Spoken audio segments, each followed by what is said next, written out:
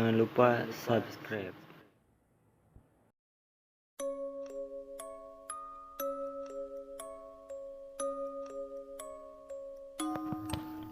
Assalamualaikum warahmatullahi wabarakatuh. Selamat malam buat kalian yang melihat atau mendengarkan video di channel ini. Seperti biasa, saya di sini akan menceritakan hal seram dan misteri. Dan untuk cerita malam hari ini, petaka tumbal pesugihan. Perkenalkan, namaku Rian. Kisah ini dialami oleh keluargaku sendiri. Awalnya orang tuaku menjodohkan kakak perempuanku yang bernama Rianti secara paksa pada seorang laki-laki kaya bernama Alimuddin. Alimuddin itu aku rasa lebih pantas jadi bapaknya Rianti daripada jadi suaminya. Alimuddin punya 3 istri dan anak banyak. Awalnya Rianti menolak perjodohan itu karena Rianti sudah memiliki kekasih. Rianti sudah mengingat dari rumah berkali-kali, namun tetap saja Alimuddin mengetahui keberadaan kakakku. Hingga akhirnya Rianti pasrah, mau gak mau menerima perjodohan itu. Aku selaku adik laki-lakinya sangat sedih melihat nasib Rianti yang menjadi korban paksa itu. Singkatnya, Rianti sudah menikah dengan Alimuddin dan menjadi istri mudanya yang keempat.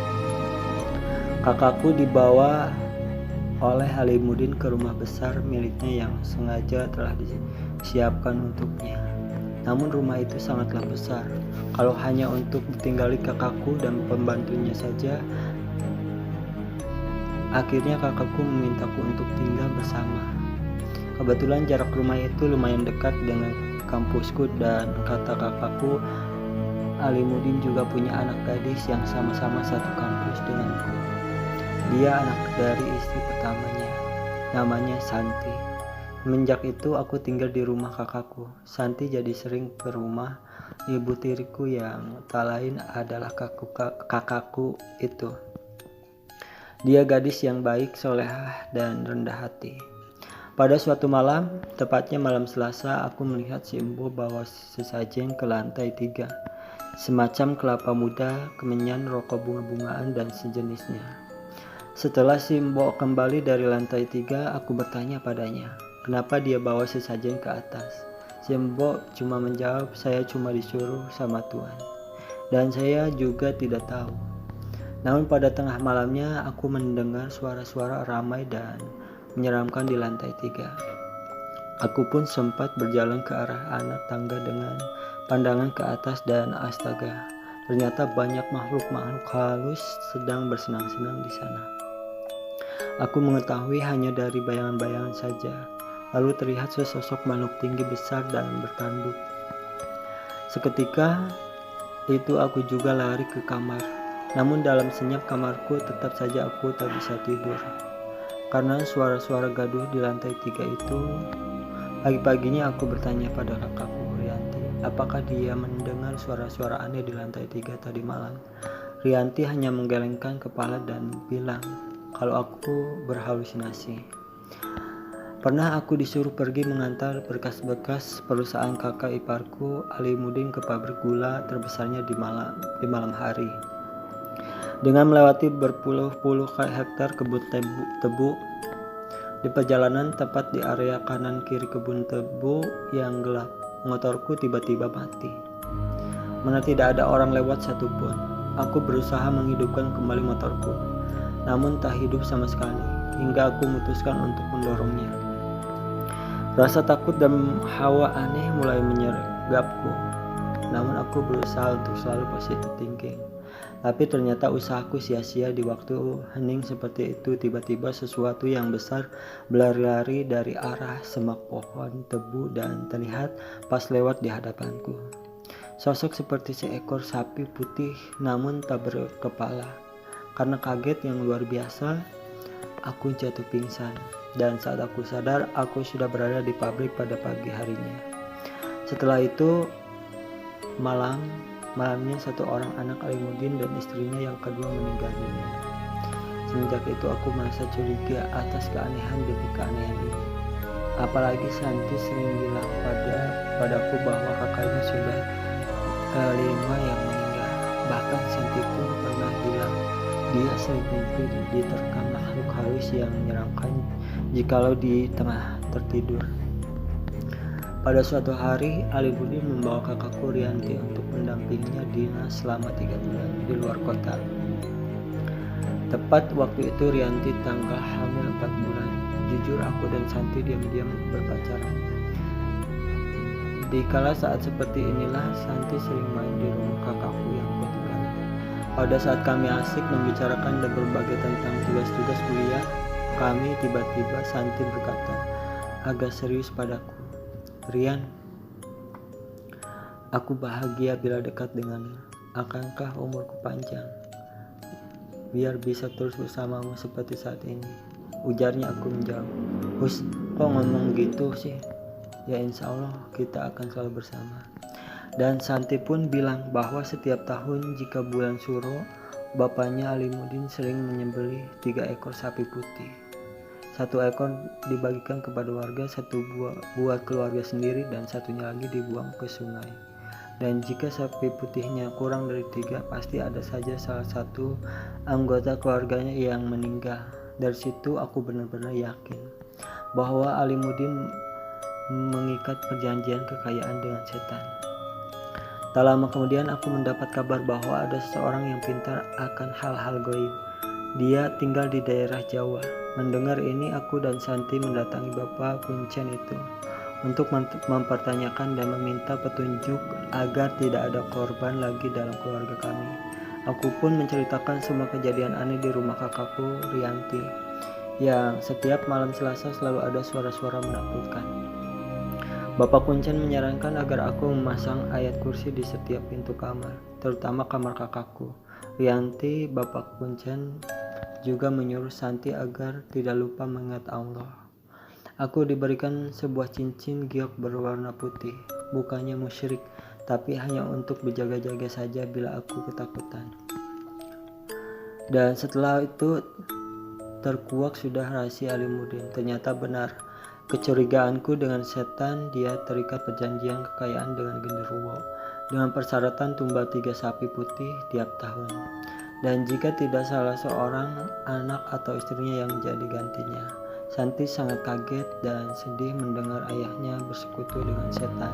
Santi menangis mengapa ayahnya tega menukar nyawa anak istrinya dengan kekayaan yang tidak dapat dibawa mati.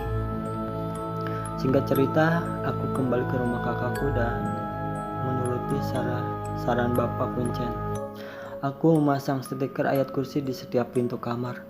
Malam harinya hawa panas hening mencekram, dan tiba-tiba terdengar suara meraung, menggeram, dan suara dentuman kaki sosok makhluk yang besar. Mendengar ini, aku langsung menghubungi Santi agar wudhu dan sholat serta membaca Al-Quran. Sedangkan aku masih dalam keadaan gemetaran mendengar suara menyeramkan itu. Aku pun teringat si Embo yang pintunya kamarnya lupa aku beri stiker ayat kursi. Sambil masih terdengar dentuman kaki, aku berlari menuju kamar si Embo. Sesampainya di sana, aku mendapati si Embo tergeletak pingsan. Aku bangunkan si Embo sambil kutetesi kedua matanya dengan air dan kubacakan ayat-ayat suci yang aku hafal. Syukurlah si Embo bisa sadar.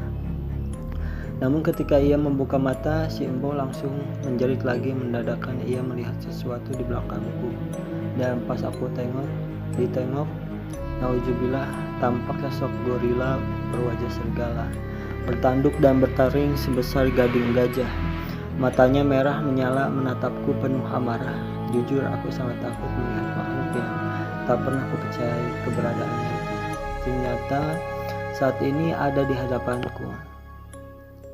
Dengan sejuta keberanian yang kukumpulkan, aku membaca surat Al-Fatihah, ayat kursi, Al-Ikhlas, Al-Falaq, dan An-Nas. Alhamdulillah, makhluk itu raib dengan seketika. Esok paginya, si Embo menangis padaku ingin pulang kampung.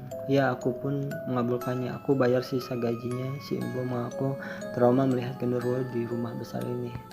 Sementara Alimuddin yang berencana akan tinggal 3 bulan di luar kota, dia pulang hari itu juga. Sesampainya di rumah, dia merobek semua stiker ayat kursi yang kutempel di pintu. Dia menggamparku dan mencaci maki serta memarahiku. Dia juga bilang aku telah mengotori rumahnya dengan stiker yang tak berguna. Aku tahu ini semua pasti iblis keparat itu yang mengadu dan memarahi Alimuddin, dikarenakan rumahnya penuh dengan cahaya suci yang membakar tubuhnya. Akhirnya aku pun diusir dari rumahnya pada hari itu juga. Namun sebelum pergi, aku berpesan pada kakakku Rianti agar tak lepas dari air wudhu, sholat dan berzikir padanya. Kakakku pun tak rela aku digampar dan diusir begitu saja. Rianti bertengkar atas masalah ini. Belum genap 1 minggu aku kembali dan tinggal di rumah orang tuaku. Rianti pun pulang ke rumah orang tuaku. Dia lagi hamil tua. Kelopak matanya tampak coklat pucat dan tubuhnya pun memar-memar penuh bekas pukulan. Laki-laki macam apa itu? Aku jadi benci pada Alimuddin. Mantan kakak iparku yang tak lain adalah Ayah Santi, kekasihku. Setelah kepulangan kakakku ke rumah, dia menjadi semakin terpuruk. Kakakku mulai sakit-sakitan, sudah kami bawa ke dokter. Namun keadaan Rianti dan kehamilannya semakin memburuk. Aku berniat untuk memanggil Bapak Kuncen yang ada di Jawa itu. Namun perjalanan memakan waktu cukup lama karena jarak kotaku ke Jawa Timur itu sangat jauh. Hingga pada akhirnya ketika aku di perjalanan pulang bersama Bapak Kuncen, nyawa kakakku Rianti sudah tidak bisa tertolong lagi. Aku tak habis pikir, masa hanya gara-gara ku pasang ayat-ayat Allah, si iblis membabi buta. Kematian Rianti tersebut bersamaan dengan 2 orang anak Alimuddin dan istrinya yang ketiga.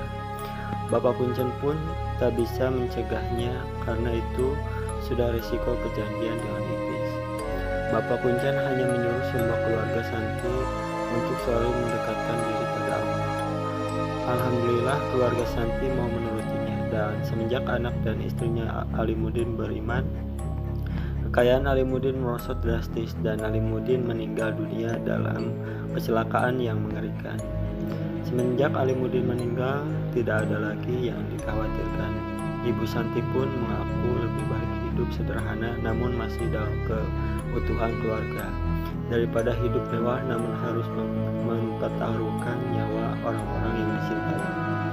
Aku dan Santi berhasil meluluskan studi. Aku menjadi seorang sarjana arsitek dan mendapat pekerjaan yang memadai, sedangkan Santi menjadi seorang bidan. Dari sini kami merintis sedikit demi sedikit hingga akhirnya harta kami kembali pulih. Dengan sendirinya aku dan Santi pun menikah. Alhamdulillah keluarga kami damai, sakinah, mawadah, dan warahmah. Semuanya terwujud atas kebesaran dan ketabahan serta usaha memetik ridho dari Yang Maha Kuasa. Satu pesan dari saya, janganlah kalian meraih kekayaan dengan harus menjadi budak setan. Seberapa berharganya harta duniawi dibanding nyawa seorang yang kita cintai. Dan satu lagi, janganlah menjodoh paksakan anak-anak hanya dengan kesilauan duniawi. Tak semua pilihan orang tua membawa bahagia. Terkadang justru itu menyiksa anak sendiri. Apakah Anda tega melihatnya menangis terus, runcingnya berlian? Itulah sekian cerita dari saya.